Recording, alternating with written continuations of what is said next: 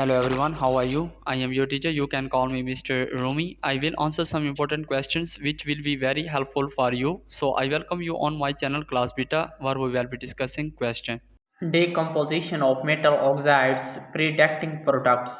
Correct answer is when metal oxides undergo decomposition, they typically split into their constituent elements. For example, when mercury 2 oxide decomposes, it forms mercury and oxygen gas.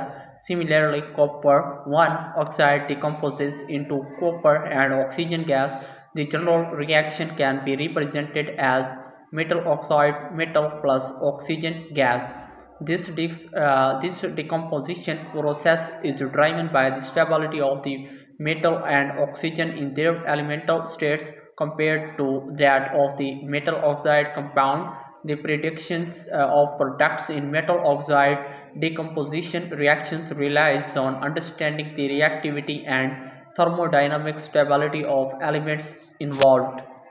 So that was our today's correct answer to question. If you have any other question, please let me know in the comment section. I will be answering your question soon. Thanks for watching the video. Be sure to like, share and subscribe our channel. See you in the next question. Bye bye.